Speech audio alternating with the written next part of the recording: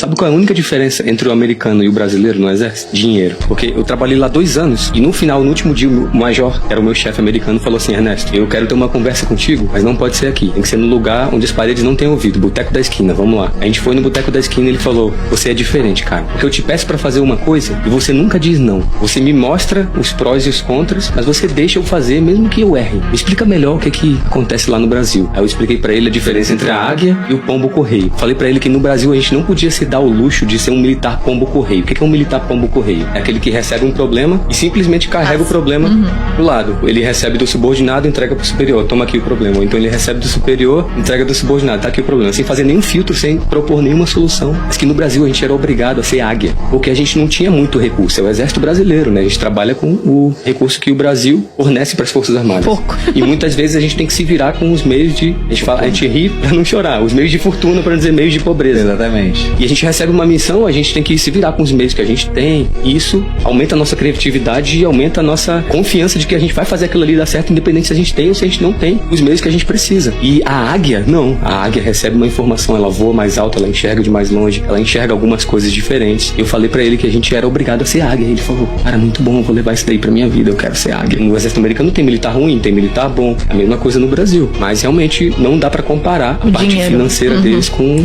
nossa. Isso aí não tem como, né? Quando eu fui pros Estados Unidos, lá teve uma atividade de orientação que era com bússola e carta. E o americano tava acostumado já a usar GPS. A gente quase não usava GPS na nossa época, na AMAN, né? E eu lembro que dos 10 primeiros lugares, 5 foram brasileiros. Eu fui um dos 5. E não era difícil a pista, assim. Era um negócio que eu olhei, nossa, era fácil. Só que os americanos, cara, demoravam tipo o dobro do tempo. Eles falavam, pô, o brasileiro é muito bom. E em contrapartida, a gente tinha na AMAN o mito do americano bundão, né? Que depois eu entendi por que ele existia. Porque quando abria esses intercâmbios, onde, pô, os primeiros daqui vão pros Estados Unidos, vão pra Europa, os americanos também abriam intercâmbio assim. Ninguém queria. Primeiro não via pro Brasil.